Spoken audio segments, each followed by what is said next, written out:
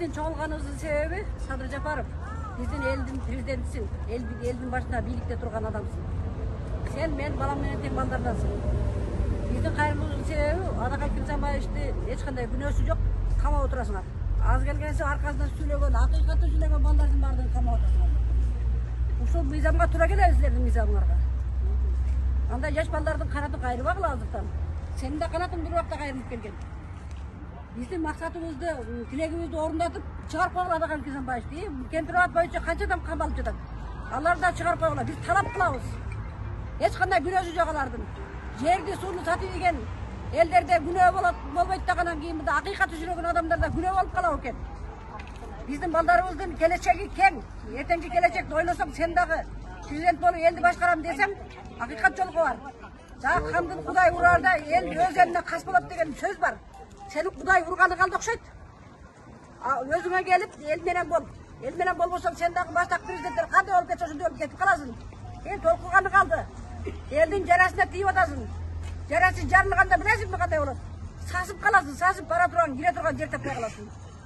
Садыр биздин сага кайрылганыбыз ушул. Бир гана талабыбыз ушу, камалба, журналист камабагыла. Биздин жаш балдарды, журналист балдарды, ичине элим жеримде акыйкатты сүйлөгөн балдарды камап атасың. Анан каякта ууру каскилердин баарын колдоп атасыңар. Ал кылган туура эмес. Президент деген акыйкат болуш керек.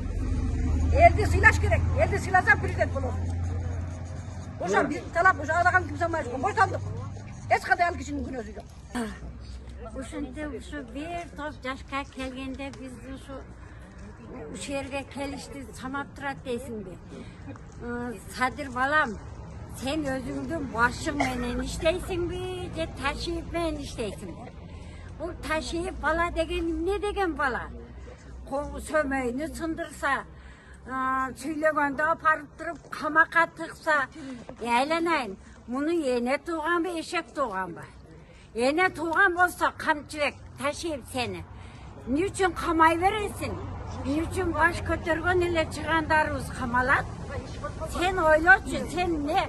Мен дагы айтам, дагы сүйлөйм. Сен басмачы экенсиң, балам. Мен сени президент деп ойлобойм, басмачы экенсиң. Балдарын чыркыратып эле мына Кемпирабад тууралуу сүйлөп койсо, Мирла Нүканды камасаң, Мирла Нурайымовду чындыкты айтып койсо, Адакамга кызмат кылсаң, бийлик сендеке. Мына биз бир жерде бир сага үнүбүздү жеткизе албай, мынантип ар жерде жүрөбүз. Бизге эмне зарыл? Не зарыл? Азыр пенсияны көбөйтөм дейсиң, буякта базар баасын оңдобойсуңбу? Ишканаларды кылбайсыңбы? Кыла турган ишиң жокпу? Камактан башка ишиң жокпу? Sen başың менен иштегин, эркек болсоң башың менен иштегин. Ташиевдин башы менен иштебегин. Мына мен дагы сөмөйүн сындырсын керек болсо кел. Алейкум кыргыз элим. Садыр Жапаров, дагы бир кайрылып кетербиз. Сен дагы ушул көргөн күндү көргөнсүң. Эл сен үчүн эл жүгүргөн. Мына Адакай Кимсанбаевичти жок дегенде үй камагына чыгарып, оорусуна байланыштуу, анан Замирди бекерден бекер эле аны дагы чыгарып чакырсаң барат алар. Качып кетпейт, Кыргызстандан эч качпайт. Мына Ирлан Ибраимовду дагы ошоно Кемпирабад деген тызылдап отурган мына бир жакында бир жыл болуп калды. Ушуларга дагы боштондукту берип, сен эркек болсоң, намысыңды сактасаң кыргыз элимде, илгерки ата бабалар сактап келгендей сактайм. Мен биймин десең, эркек болсоң көрсөт бийлигиңи. Ушуларды дарды жасап ана жерге колуңан келсе, Ак үйгө чейин, Ак үйдөн баштап мына ар бир айыл өкмөтү чоң ишканага жасап койгон. Сенин ийизиң ийри десе айткен колуңан келбейт бул. Келе турган адамдарды кысып атасың. Булар баш көтөргөнү сындырып, апарып камап, сен сүйлөп мен кыймын деп Алла кыйын. Эч качан кыймын дебеш керек. Пендесин бизге окшогон эле. Менин кыска сөзүм ушул. Биринчиден менин чыгып сүйлөп атканымдын себеби, сен мыйзамсыз иштерди аябай көп жасап атасың да. Өзүңө билинбейт экен. Камчы Ташиев. Билесиңби, сен мына Ошко келип алып туруп, Эркинби ким деген бир адвокат менен да сүйлөшүп атасың да, аны да көрсөтөбүз. Кайяктакын эле мактана берет экенсиң, сен военный эмессиң да сен. Военный сезип атасың да. Өмірбек Иманалиев, Субаналиев так маалыматты жеткирип айтып берип атат. Сен баяни емессің, сен еш жерде иштеген емессің сен. Садырыңда еш жерде иштеген эмес. Жолдон келет эле бийликке отуруп алдыңар го. Ким шайлаган силерди?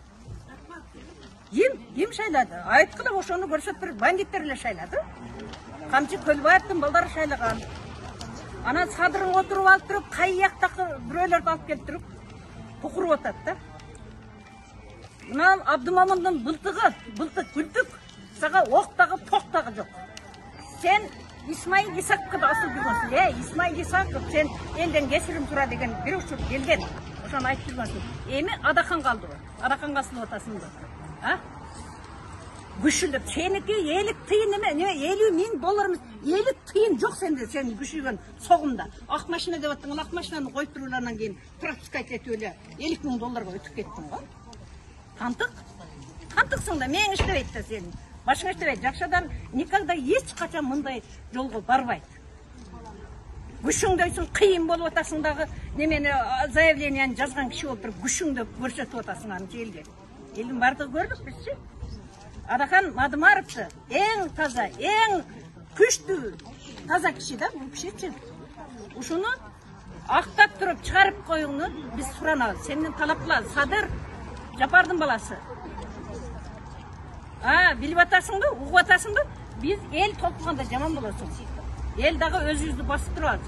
Бизди мыйзамдын чегинде болгула, мыйзамдын чегинде койгула деп мына Адахан өзү басып отурат бизди. Мыйзамдуулук талап кылабыз. Адахан Мадымаровго боштондук актап туруп чыгарып кой. Мыйзамсыз камалгансың. Мыйзамсыз эле кармап отурат. Адахан Мадымаровго